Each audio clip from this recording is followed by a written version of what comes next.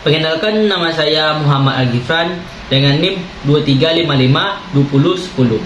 Baiklah, saya akan memenuhi tugas-tugas saya dengan mata kuliah Matematika Distrik dengan materi teori himpunan. Teori himpunan adalah teori yang mengenai kumpulan objek-objek abstrak. Teori himpunan biasanya dipelajari sebagai salah satu bentuk, yaitu 1. Teori himpunan naif dan 2. Teori himpunan aksiomatik, yang berdasarkan teori himpunan pada istilah-istilah dan relasi yang tak terdefinisikan, serta aksioma-aksioma yang akan membangun seluruh teori himpunan.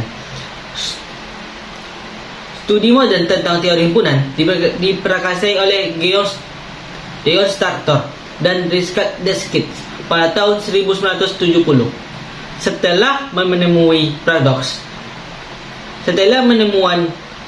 di teori himpunan naif seperti paradoks Russell, banyak sistem aksioma diusulkan pada abad ke-20, di mana aksioma Zermelo-Fraenkel dengan tanpa aksioma pilihan yang paling terkenal.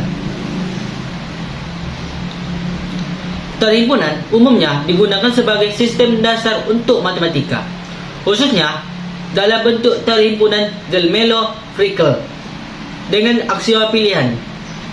Di luar peran dasarnya, teori himpunan adalah cabang matematika dalam dirinya sendiri, dengan komunitas riset yang paling aktif.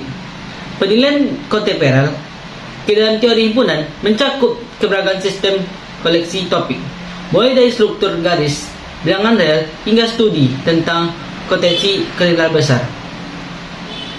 Sejak abad ke-5 sebelum Masehi, dimulai dengan Yunani, ahli matematika Zeno dari Alea di barat dan awal matematikawan di India di timur. Matematikawan memilih himpunan tak hingga. Yang paling menonjol adalah karya Bernard Bolzano di paruh pertama abad ke-19. Pemahaman modern tentang ketidakbatasan mulai pada tahun 1970 sampai 1874 dan dimodifikasi oleh karya Carter di Adelaide. Pertemuan tahun 1872 antara Carter dan Richard Deskit mempengaruhi pemikiran Carter dan bermuncak pada makalah Carter tahun 1874.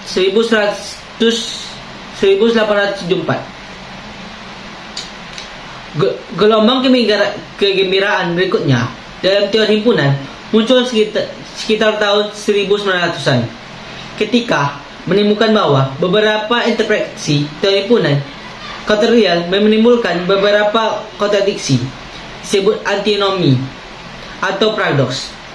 Bertrand Russell dan Zermelo secara independen menemukan paradoks yang paling sederhana dan paling terkenal, yang sekarang disebut paradoks Russell.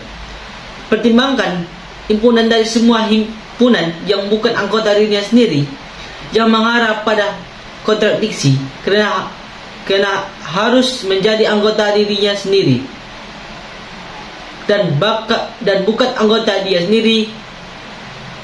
sendiri.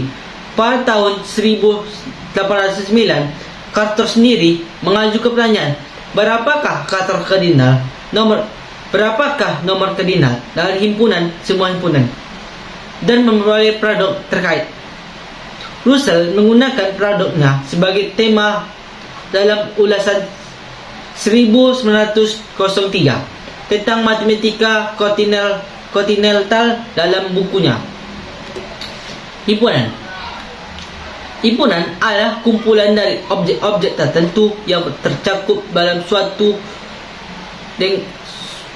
satu kesatuan dengan keterangannya yang jelas. Untuk menyatakan suatu himpunan digunakan huruf kapital seperti A, B, C, dan sampai Z. Sedangkan untuk menyatakan anggota-anggotanya menggunakan huruf kecil seperti A, B, C, sampai Z. Pernyataan himpunan ada 4 cara untuk menyatakan suatu himpunan. 1. Enumerasi, dengan menetapkan semua anggota yang diletakkan di dalam sepasang tanda kurung kawal dan di antara setiap anggotanya dipisahkan dengan tanda koma. Contohnya, A sama dengan buka kurung A, I, U, E, O. 2. Simbol. Dengan menggunakan simbol tertentu yang telah kita sepakati.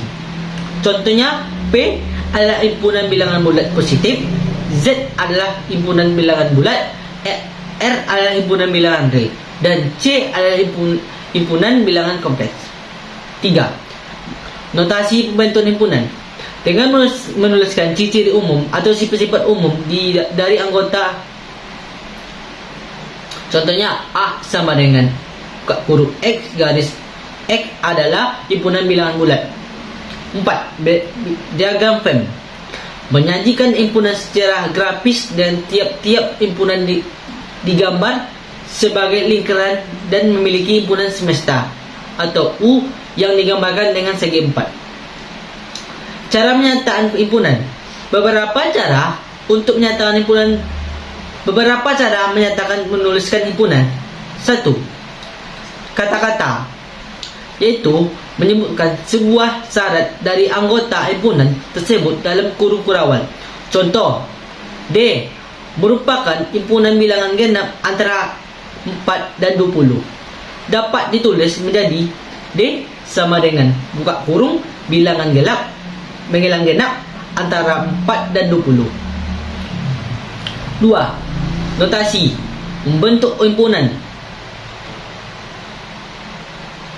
yaitu menyebutkan semua sifat dari anggota himpunan dengan anggotanya yang dinyatakan dalam suatu variabel dan menuliskan di dalam kurung kurawal.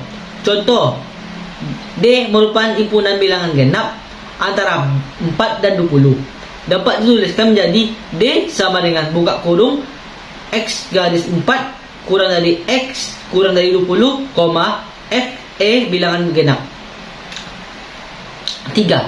Mendaftarkan anggota-anggotanya, yaitu menuliskan semua anggota dari himpunan tersebut di dalam kurung kurawal dengan dibatasi tanda koma di antara anggotanya.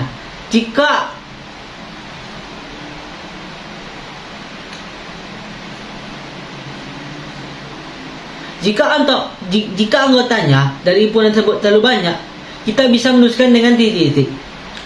Contohnya, D merupakan himpunan bilangan genap antara 4 dan 20.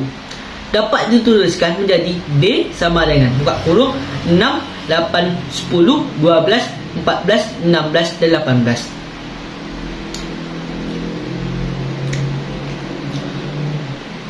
Teruskan anggota dari himpunan berikut.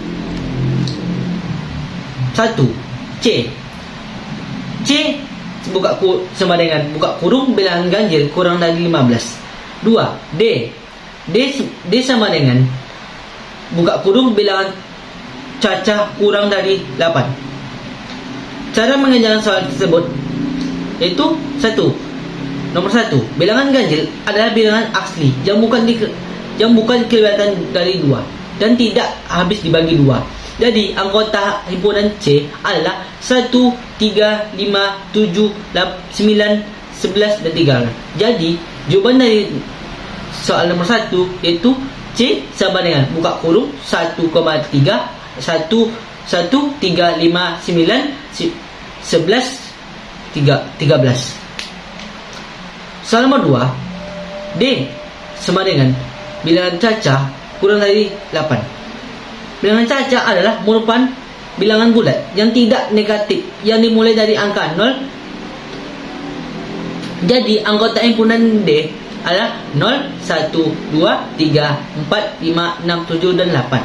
Maka jawaban dari soal nomor 2 yaitu D sama dengan buka kurung 0, 1, 2, 3, 4, 5, 6, 7, 8. Operasi himpunan. Irisan dari dua himpunan X dan Y merupakan himpunan yang anggotanya ada di himpunan X dan juga ada di himpunan Y. Irisan antara dua buah himpunan dinotasikan oleh tanda U. Contoh, X sama dengan buka kurung 1, 2, 3, 4 dan Y buka kurung sama dengan buka kurung 2, 3, 5, 6. Maka X irisan Y adalah sama dengan buka kurung 1, 2, 3, 4, 5, 6.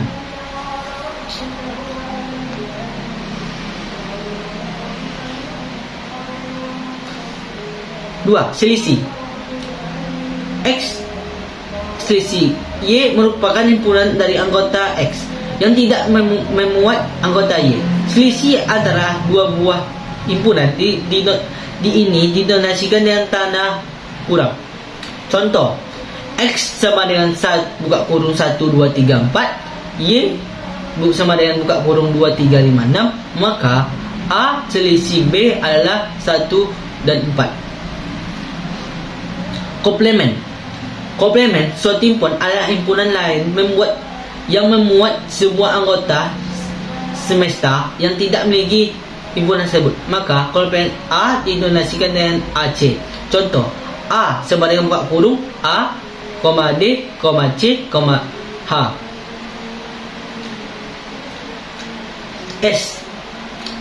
S sama dengan buka kurung A, B, C, D, F, G, H, I. Maka AC adalah AC sama dengan buka kurung B, C, G, I. Ya. Teori himpunan aksiomatik. Teori himpunan dasar dapat dipelajari secara informal dan efektif, sehingga dapat diajarkan di sekolah dasar menggunakan diagram Venn. Pendekatan intuitif secara diam-diam menguasai bahwa suatu himpunan dapat dibentuk dari kelas sebuah objek yang memenuhi kondisi tertentu. Asumsi ini menimbulkan paradoks. Yang paling sederhana yang paling terkenal adalah paradoks Russell dan paradoks Broglie-Perty. Teori himpunan aksiomatik pada awalnya dirancang untuk menyingkirkan teori himpunan dari paradoks tersebut. Sistem teori himpunan aksiomatik yang paling banyak dipelajari menyiratkan bahwa semua himpunan membentuk hierarki kumulatif. Sistem seperti itu datang dalam dua bentuk: sistem teori himpunan kontradiktif dan seperti CST, CSF, dan IZF. Menyematkan aksioma himpunannya intuitif daripada logika klasik. Namun sistem lain menerima logika klasik tetapi menampilkan hubungan keanggotaan yang tidak benar. Ini logika klasik ini termasuk teori himpunan kasar dan teori himpunan fusi, di mana nilai rumusan atom yang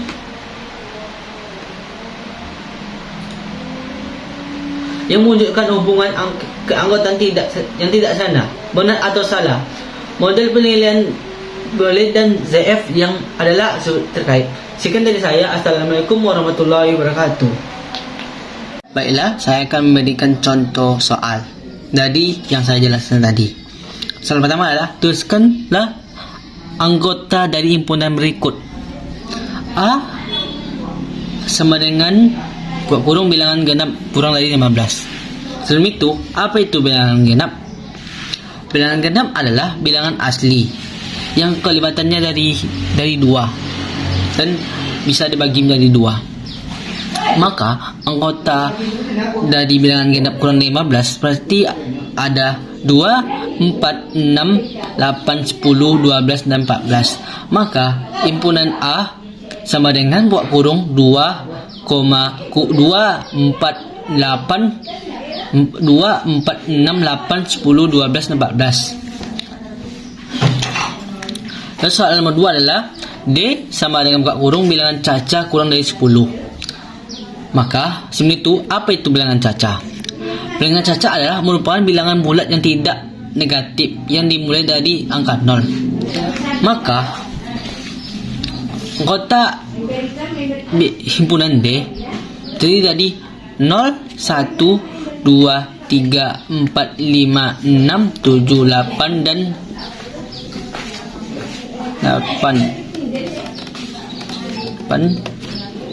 9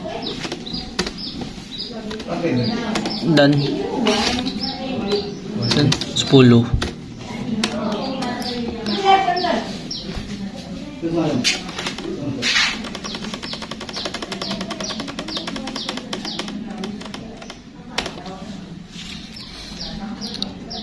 Maka himpunan D terdiri dari 0, 1, 2, 3, 4, 5, 6, 7, 8, 9, 10. Sekian dari saya. Assalamualaikum warahmatullahi wabarakatuh.